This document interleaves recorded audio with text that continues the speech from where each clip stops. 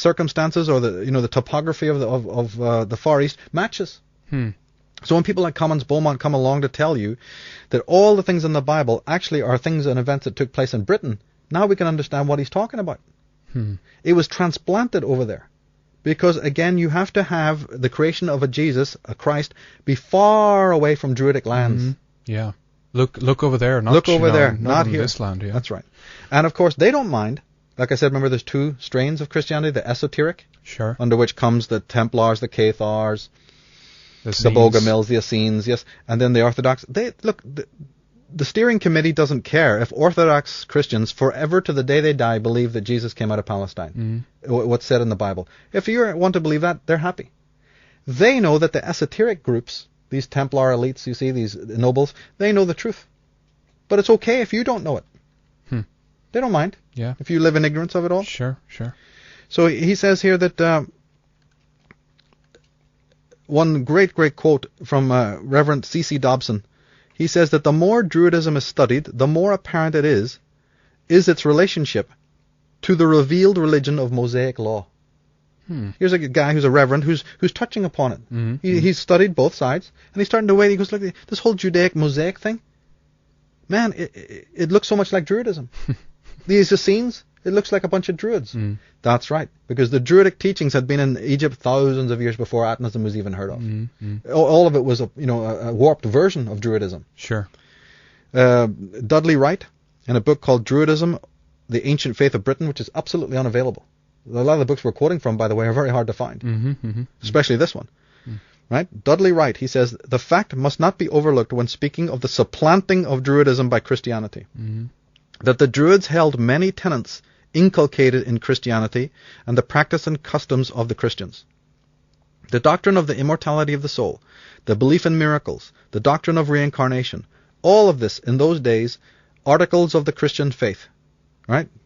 As we know, in early days of Christianity, right? They believed in reincarnation. The more Gnostic. Yeah, in the early days. Okay. Oh yeah, it was official. He says all of this had already been imparted to the Britons by their own priests. Sheesh. I go further. I say there's not a thing in any of Judeo-Christianity that's not born out of Druidism. Although it's warped. Don't believe the apologists, don't believe the propagandists who say it's a seamless evolution of Druidism. The Druids would have been jumping with joy. No, they were put in the flames and were hacked to pieces because they wouldn't buy into this. They knew who you were. Quote from George Jowett again. He says, the astounding fact is that whereas the Sadducean Judeans were never familiar with the name of the Messiah, his name was known to the British long before the memorable event transpired on Golgotha Hill. There we go. Right? It was a name familiar on the lips of every Briton. The indisputable fact is that the Druids proclaimed the name first to the world. How the Druidic priesthood, now here's the classic line, how the Druidic priesthood knew the consecrated name so long beforehand is indeed a mystery in itself. The name Yesu was incorporated in the Druidic Trinity as Godhead. It's no mystery. No, there's that word again. Yeah. Mystery. It's a mystery. It's only a mystery if you're a Christian reading Christian books indoctrinated by Christianity. They remote viewed it, you see. That's right.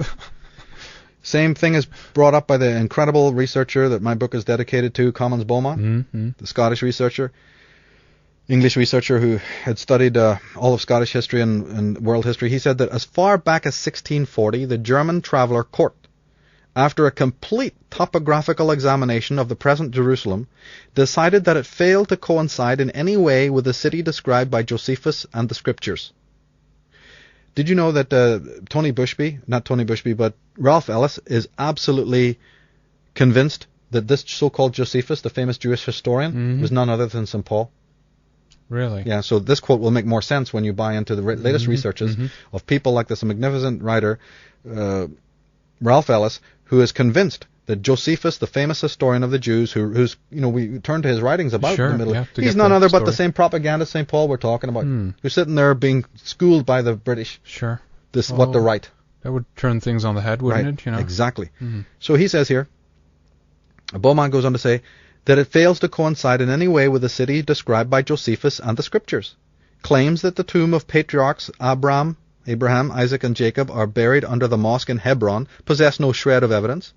The rock-cut sepulchres in the valleys of Jehoshaphat and Hinnom, are of Roman period and late Greek inscriptions, and there exists nothing in groups of ruins in Petra, in Sebaste, in Baalbek, Palmyra, or Damascus, or among the stone cities of Haran that are pre-Roman. Right? It's very new. Nothing in Jerusalem itself can ever be related to the Jews. Dobson goes on to say, the basic Druidic belief was in a trinity, Henrik, right? You only have to go to their monuments to see it. Sure. Right? The Godhead was called Dua, D-U-W, like where we get our word Deus. Right? Okay, yeah. Or a day, even. Du, from which we get the word Jupiter, Jew. See, the D was pronounced J in some countries, so Jeu, or Deu, right? So the Godhead was called Deu, or Du, the one without darkness who pervaded the universe. Then 3 golden rays of light were the emblem of Druidism. Right? That's Kabbalah, by the way. 3 rays of light is the 3 pillars of the Kabbalah going down from Godhead, which everyone thinks is Jewish. Total lie. Right? It's Egyptian Druidic is what it is. So 3 golden rays of light were the emblem of Druidism, representing the 3 aspects or persons of the Trinity emanating from that Godhead. And they were known as Bel, the creator god of the past, Taran, the controlling providence of the present, and Esu, or Yesu, the coming Savior. The Holy Trinity right there. Yeah. But they describe Yesu very clearly as the coming Savior in the future. Okay. He's always described that way. And he's a sacrificial god. He has his side pierced with a sharp instrument, and his blood flows into the earth. And he's always shown that his blood is sacrifice, because the earth needs his blood to be reborn. This is what the Druids always showed. And Yesu, the rite of Yesu, during the time when his rites were being done, they'd always chop a tree, all its branches off, and make a tree that had a cross shape. More like an X? Like an X, or just like a T. Okay. Right? And on the T part, they'd write the word Jesus. H-E-S-U-S, or Iesa, right? And they'd often show that Iesa would be hung in the air like he's on nothing. Sometimes he was even shown in a cruciform with his hands outstretched, like the cross, but on nothing, just with the sun behind his head, giving his blood sacrifice. He was a sacrificial god. And he says that Druidism thus anticipated Christianity and pointed to the coming Savior under the very name which Christ was called. J.R.S. Mead, one of the greatest theosophists, he wrote a book called Did Jesus Live 100 BC? It's a crucial book to have. I think it's even, you can read it free online. He says, we know further from several sources that the Christians were originally called Galileans. Galileans, right? Sure. Gael, Scythian, Atnist, Irish, right? Galilean. It is said that Julian the Emperor desired to have them so called, and in his own writings he invariably refers to them under this designation. Justin Martyr knows of pre-Christian sect called Galileans. Pre-Christian, that's very important, because that's what we're talking about. Epictetus, another historian who died in 117 AD, calls the Christians Galileans. Mani, in the 3rd century, calls the general Christians Galileans. They weren't called Christians. Christianity was already in the world. It was already Essenes who predate Christians. A group called the Therapeutae, which we don't have time to cover. Therapeutes were pre-Christians. Now he's talking about Galileans from Galilee. People who've really done their homework with Christianity know that Jesus' mission was really in Galilee, not Judea. The 3 books of the Bible, the 3 Gospels, Matthew, Mark, and Luke, always say that he was in Galilee. It's only John who starts talking about Judea. Okay. The fact is that it was all happening in Galilee. They were all Gentiles in Galilee, not Jews in Judea. There's another lie right there within the Gospels. So I believe this is all transplanted. These are all Atnists setting up shop in Palestine so that they can talk about Iesa without you being too close to home. I see. They're creating a religion. And they're creating a religion there because King Metlanus is sitting on his ass on top of all that money thinking, how the hell are we going to territorialize this place? Yeah, exactly. Keep this. Yeah, and we're going to have armed peasants coming down with clubs going, get off these ancient sites. Sure. We may not like them, but, look, these are our sacred heritage. These are strategists. These are people who know how the game of colonization is played. Mead goes on to say that for a short time the Christians also called themselves, and get this, Jessians. Jessa. Like Jesse. Sure. Jesseans. He says that now it is well known that the name Essene is one of the greatest puzzles of scholarship. Upwards of 20 derivations have been given by ancient and modern writers, and the riddle still remains unsolved. Well, it's just bean salt. Yeah, yeah. The Essenes were not even aware of Jesus' existence, okay? They barely write about the guy. Okay. They are coming from... People have no idea where these guys came from. They can't link them to the Jews, although that's been done, but that breaks down, you see. Every new discovery that's made makes it more elusive. It isn't elusive when you understand that the Sadducees, the Israelites, the Jews, all these people that you're referring to as Judeans, these people that you're referring to as Christians, basically are, as we said at the beginning of the show, Atonists. It all has the root of the mother of Atonism. Because as Ralph Ellis has shown, these Israelites are the Hyksos pharaohs of Egypt. He's not the first to show it. Beaumont already knew it. Velikovsky speculated on it. Sigmund Freud knew about it. Do you know how many authors in the past went into this that never anybody read? It's taken till our modern times now for this fact to come out again. Once you realize these connections, you have no problem understanding that Atonism controlled a lot of them. Atonism was behind most of these groups. It was behind Mithraism. It was behind the Zoroastrianism. They're all hybrids. They're all worshipping the sun in one way or another. Monotheistic. Monotheistic. Sure. They're the monotheism. And that type of monotheism, especially that warped, patriarchal, masculinized, highly exclusive, you see, and very almost puritanical, tyrannical form of sun worship is the child of Atonism, which spread throughout the world.